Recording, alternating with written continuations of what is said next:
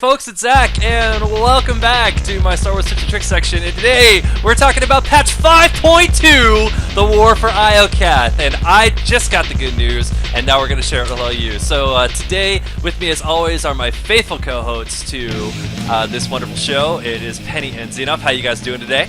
I am stoked, Zach. I'm so happy excited to be here. All right, so let's let the cat right out of the bag, guys. What are you so happy about?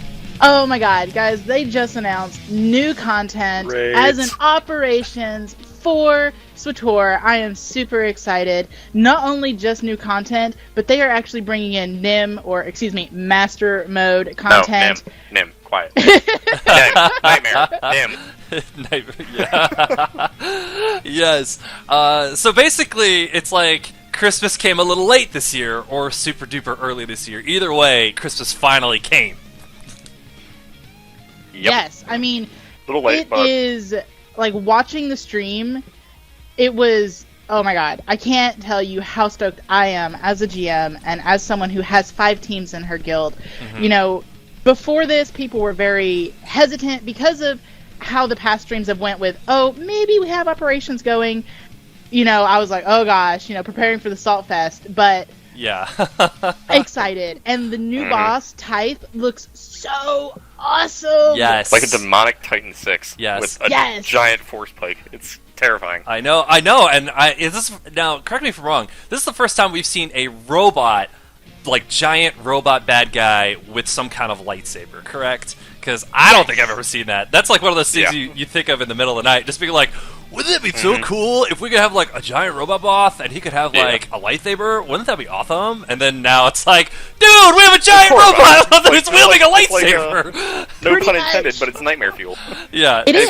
If you want to make it even worse, Yeah. the guy that's designing this raid is the same guy that designed Revan. So picture Revan for an entire raid plus nightmare mode. Wow, that's I'm good. scared.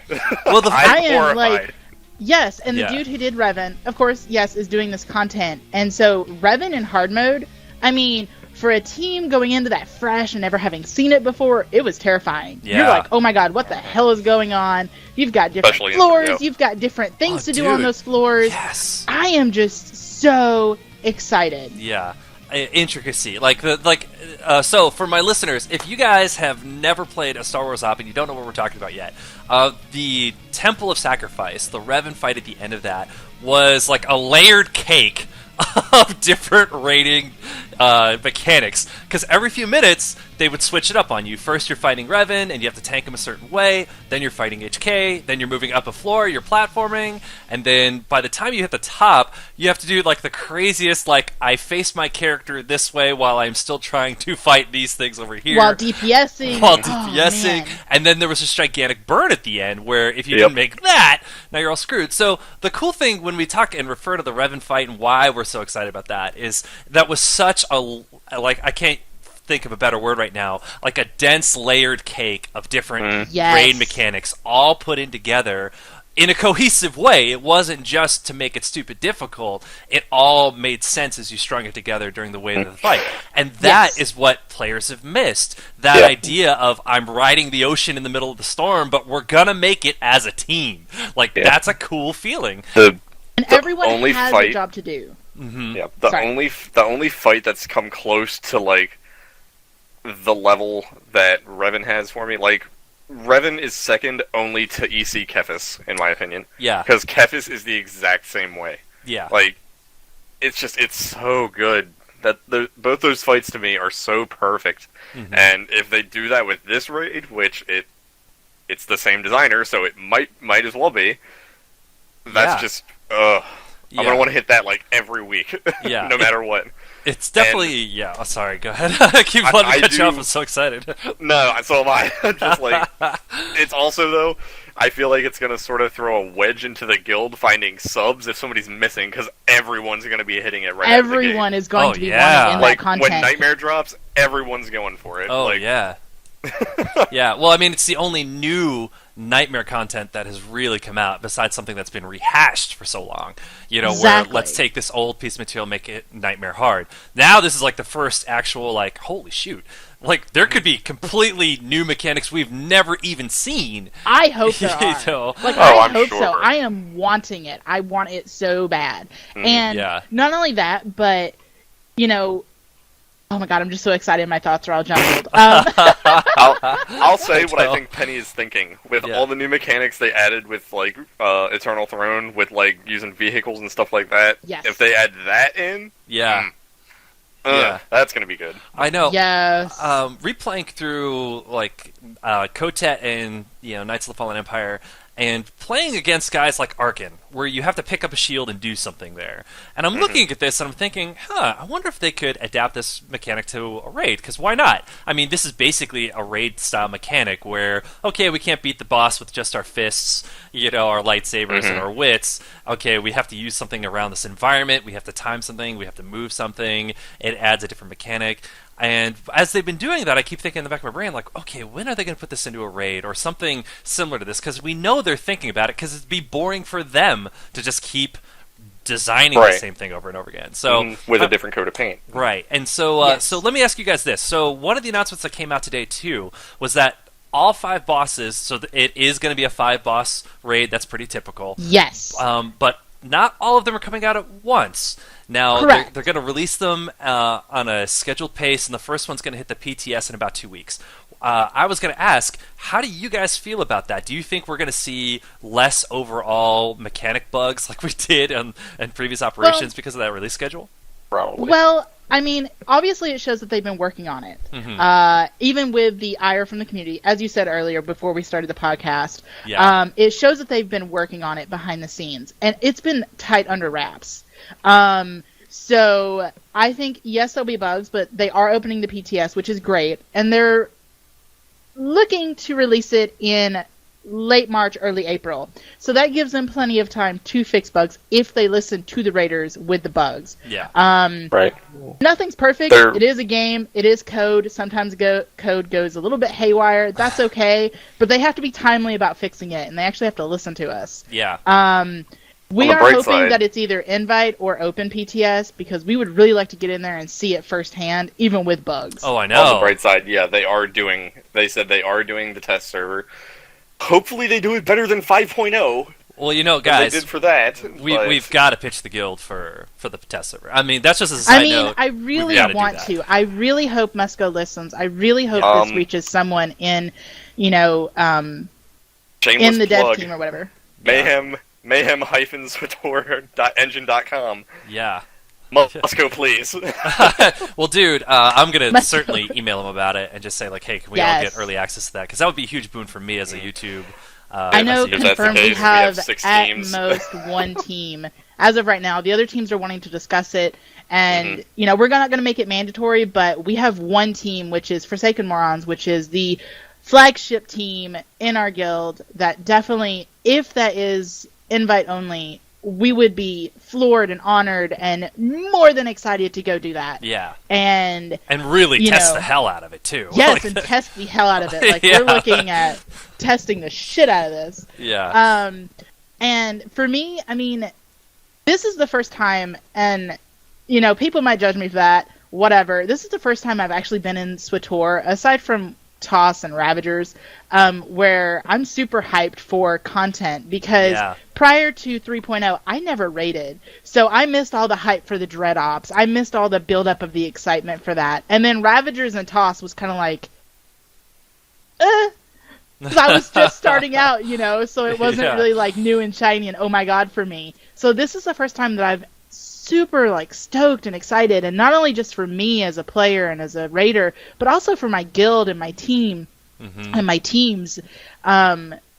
This is what we've been hoping for and waiting for and praying for, trying to keep our morale up. So this is definitely that boost we needed. It's big. Now let me ask you this. Let me just one of the other things they announced, guys, was Master Mode Uprisings. Now, Uprisings, as we all know, they're a lot shorter, they're a lot more condensed, but they've been cranking them out on a fairly regular basis. Are you excited that there's a harder version of Uprisings now going to be coming out? Does that still appeal to you on the same level that an Operation does? And if not, like, what is it that because hey, I think the devs listen to us.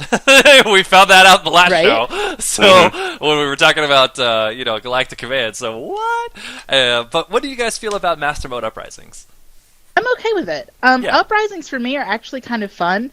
It's a little less trash than Flashpoints. And I was never really big into Flashpoints. I still am not. It's hit or miss. It can be hit or miss.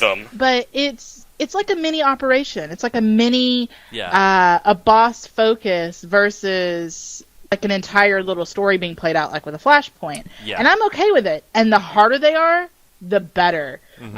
Aside from it just being like pumped up like damage from the boss, I really hope it's also more difficult mechanics. I have had people, I haven't had a chance to run through the new Uprisings yet, but we'll get to that.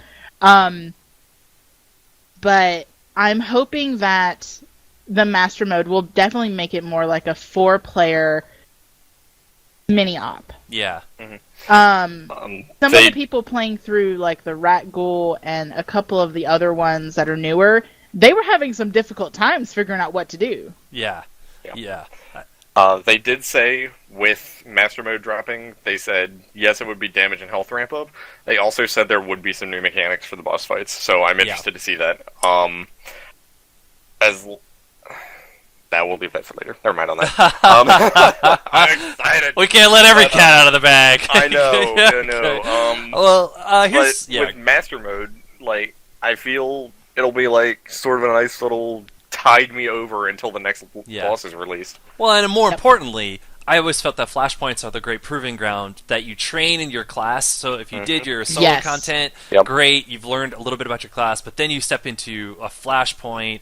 That is like the proving ground for can you do your job, and then when you step into a raid and an operation, you should know your job, And so I kind of feel like a hard mode a master mode for Uprisings is actually really good for a lot of players. That's it's a really short time frame, but if it's hard, then it gives them kind of the op prep, for the longer engagements. When you get into an operation and that might last, from front end to back end of something that you're trying to progress on, we're talking 3 hours, that's a lot of fatigue, and you really got to know what you're doing to be able to kind of get in there and not just be wiping because you forgot to interrupt.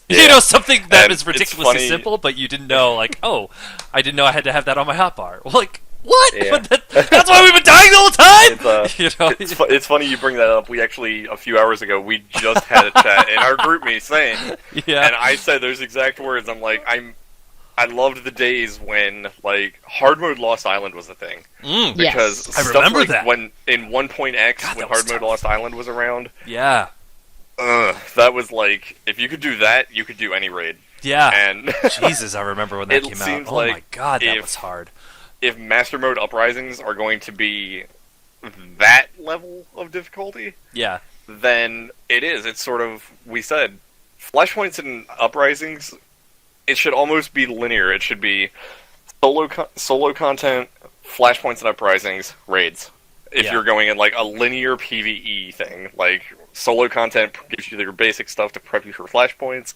Flashpoints gives you the raid awareness, the knowledge to go into operations. Yeah.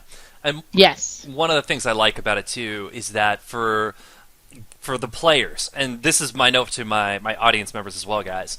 Here's what Star Wars is starting to develop into if Galactic Command stays, and I think I'm starting to see where some good things can happen with this and the system, which is that you determine your own level of involvement. And so there would be like about, instead of 1 or 2 tiers of endgame players, there's now like 3 tiers of endgame players. There's guys who just come in, you're just having a good time, maybe you just want to play flashpoints or story modes and do that with your friends, and that's cool. You'll earn Galactic Command at a story mode rate. You'll still be getting cool swag when you get it, but you don't necessarily need to grind it out.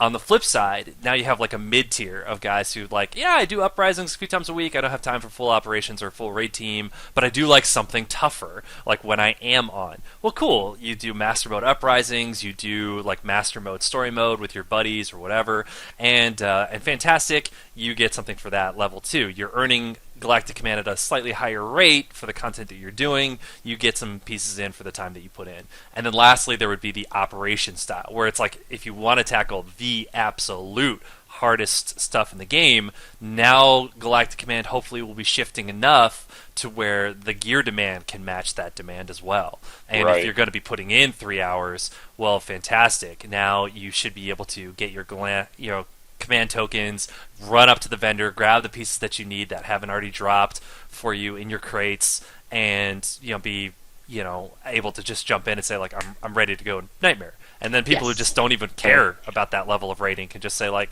nah, that's cool, I can leave it. I'm still getting cool stuff. I don't necessarily need to do it. If I want to do it, I'll think about it. But you have now, and then like the absolute casual guys who still are rewarded for the things that they do, but if they have a push to do something harder, they can. If not, then there's no burning desire for it.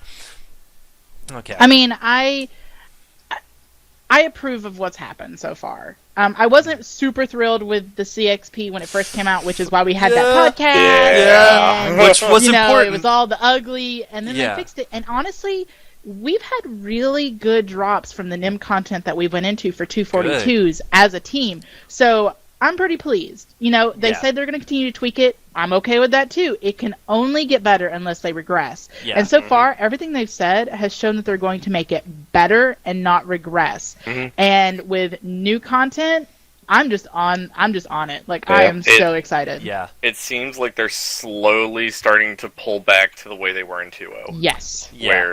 Where I was telling Penny, we were sitting up in TS during the stream. I said, as soon as they announced the new daily area, I said, if they announce 2 new ops, I'm like, this is a carbon copy of what happened with Oricon. Yeah.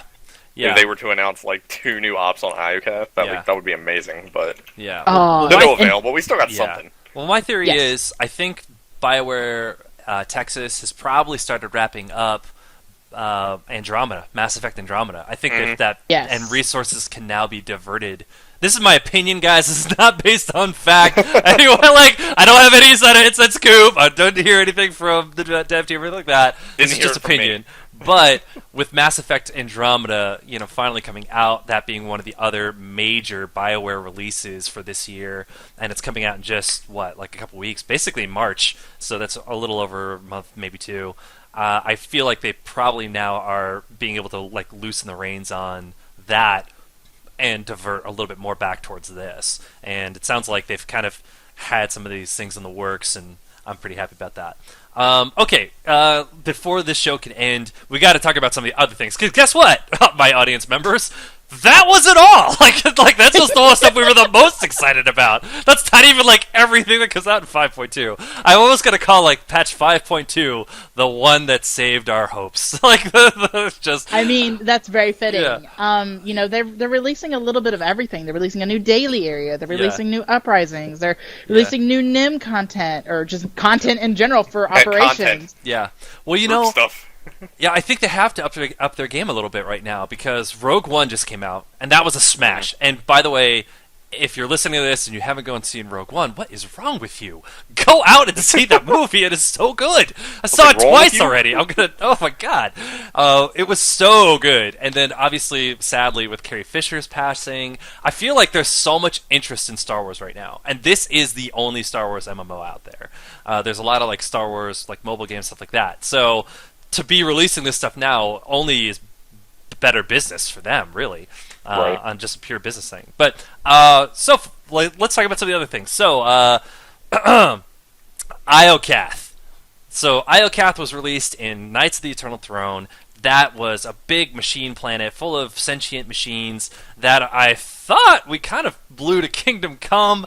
I haven't played that chapter in a little while. I just remember that it was kind of inhospitable for a certain amount of time. I guess radiation and such was clear. Radiation dispersed, apparently. Yeah, apparently that's what they said. Apparently kind of fast. That's pretty quick, considering the half-life of radiation on Earth is 50,000 years. But whatever, I'm willing. I'm cool. I liked IOCAF. Star Wars, space magic, who cares? Yeah, so are you guys excited about IOCAF being a quest hub? Yes. Mm-hmm. It looks really cool, and I feel like expanding on it is going to be very much like Oricon. Ditto. I feel it wasn't fleshed out that well in Fallen Empire. Mm-hmm. And it was one of those planets I was like, wow, this is interesting. This is weird. It feels like Rakata Prime a little bit, but more droidy. Yeah. So I'm interested to see what they do with it. I know. I was like, by the way, I liked Iokath. That I thought was actually, for me, one of the strongest selling points of Eternal Throne. Not just because of the new location, but because of all the new droid designs. There was so many different types of droids that we had never really seen before, including, and this is a gigantic spoiler, the giant one that you got to like romp and stomp in. Holy God, I loved that. And I would love to go back there. And one of the things that really shocked me at the end of that particular set of chapters was that Ares did not look anything like Gemini or Scorpio. Right. In fact, it looked like a completely different type of droid altogether, which made me feel like, I don't think that's the real Ares. That's just my opinion. That's, okay. Maybe. I don't think that was really Maybe him. he is a Gemini. So going back there to explore there, plus there's so many more sides to the Zodiac, you know what I'm saying? We might go back there to be like, I'm Sagittarius, and you maybe, have to fight him or whatever. I don't know. I don't care. All I know is, like, I thought there was a lot of potential still there. And do you guys still feel like Iokath has, because that's where our new raid takes place too, by the way. The new op, the War for Iokath, it's all about Iokath. So we're going to be there for a little bit. Do you feel like that was a good choice for a story expansion? Yeah. Yes. With the way the story went, I don't see. I think the other planet was Nathema or something. I don't see how they could have done much with that, because it was like Ziost. Mm-hmm. It was completely dead by the end of Eternal Throne. Mm-hmm. Like, I don't see where they could have gone with anything there, so this was really the only logical way to do it. Yeah. It was a funny thing you brought up, bringing up seeing more gods like Ares. Apparently, all of the bosses, not the backtrack, but all of the bosses in the new raids are apparently going to be like Zakulan gods, apparently, of some sort. Really?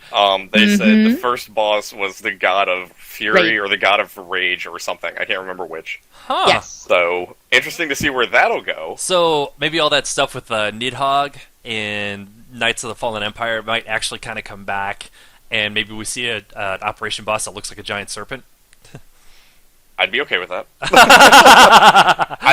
I'm just saying now, Musco, I still want my Revan riding Kefis throwing hateful entities at people. I still want that I still want that as like an event raid boss. That's what I want. That is my one wish. If I can get that, I will be happy. And that boss states Jason Wilson, of course. Yes, of course. Make that. Make that the new hateful entity boss. Make that the new secret boss. Oh my God! Yeah. And make it drop like a Kefis mount. Oh my God, dude! I've been playing Final Fantasy XIV a bunch. Just because of over-the-top bosses. That's been really fun, to play a different game and kind of see some new bosses that I'd never seen. There's some things in that game that get extremely tedious, but that, like what you just said, I was like, yeah, I'd come back to Star Wars for that. Rev and ride that thing, throwing hateful entities? Yeah. I don't know, I think we'd last all of 2 seconds, and then I'd have to go change my shorts, but yeah, I think so. Bring me my brown pants! Well, I should have worn the brown pants today. All right. So as far as so we talked about the new, I shouldn't say the new planet, the return to Iokath, the new operation. Let me ask you guys about this. Did you guys get any other chills up and down your spine when they announced that we are actually going to see some of our old companions come back as well? No. Until they announced Quinn. Until they announced it was Quinn, I was like, okay, this is cool. Yeah. Malify Quinn. Ugh. Yeah. On the bright side, somebody in chat asked, "Can we kill Quinn?" And they didn't say no. They didn't say no. They said we can't discuss that. Yeah. And when they said that, it usually means yes. Yeah. So I will be killing without remorse. That's hilarious. It's like, well, they didn't say no, therefore Half-Life 3 is confirmed, guys! It's like one of those things. Like, that's it. We can totally do it. They didn't say we couldn't. So guys, from our listening audience, they announced that there's going to be 2 returning companions in Iokath, depending on which faction you side with. So apparently the Republic's going to show up on Iokath, and the Imperials are going to show up on Iokath, and if you show up to support the Imperials, you will have Quinn return to your side. If you show up to help out the Republic, Alara Dorn will show up on your side, which is interesting because both of them speak with an Imperial accent. Either way, you're getting somebody who speaks British. Anyway, so I can tell you, I think Quinn is a bigger draw on this one than Alara, and this is I'll ask you guys the same question in a sec. Who do you think the bigger draw is? But I think you guys kind of already answered. But I feel like even though I'm more of a Republic player than an Imperial player as of late, Quinn, especially with so many things left hanging with his personal storyline so long ago, so many loose ends with the Sith Warrior, I feel like he's a little bit more of the draw in this batch. And my only still little nitpicky thing about that is I still feel like both expansions that we've had, Kotet and Knights of the Fallen Empire, feel very prone to helping or to Sith players. They feel very like all the companions you got by your side, most of them were from the dark side, and Sith characters. Like most of the interesting romance you've got, if you had Vlet or Kalia or something like that, again dark side, Lana Beniko, dark side. You got all these different dark side options, and we still really haven't gotten the juicy meat of Nadia and Kira, or showing the Republic in any sort of good light. So there's this part of me that's cool, at least you can pick Alara, and if you have a trooper based companion, maybe have your romance option again. But I don't know, I'm still feeling there's so much more I'm still missing with the Republic. But what do you guys think as far as Quinn and Alara? What do you think of the strengths and weaknesses there? I mean, I feel like they could bring in more companions, and I'm sure they might. Quinn and Alara are not two of the companions that I would have chosen, but yeah, I don't like Quinn. Jaisa for the win. And Alara, I didn't really play much pub side. I think I only have the first 2 companions on all my Mandos, and I never really used them. Mm-hmm. Cause yeah. Alara's so by the book. I mean, she gets dressed in order of, shoes to helmet in order of regulations. I'm pretty sure she has the manual for sex somewhere. When you marry her on your trooper, I mean, she goes through all the proper channels and forms and everything too. But she's kind of endearing for that too. She's so by the book. There's kind of a charm to that. But Quinn, I never romanced Quinn. Did either of you on any character ever romance Quinn? Ew, no. No. Yeah. I never romanced Andronicus either. I know, salty, sea dog. I don't know. Andronicus. There weren't a lot of good male options. If you were a female player, I'm sorry. I never felt like there was. I felt like what was his name? A little off topic from the Agents crew. Vector. I thought Vector might have been the one cool dude, but even he had some weird stuff to him. But anyway, okay, sorry, that's a whole nother topic for a whole nother day. All right, so as far as patch 5.2, guys, the one other thing we kind of mentioned in passing, we talked about the War of Iokath, we talked about Galactic Command, and the possibility that they may be doing something to double our CXP gain, which would be fantastic, especially getting us ready for 5.2.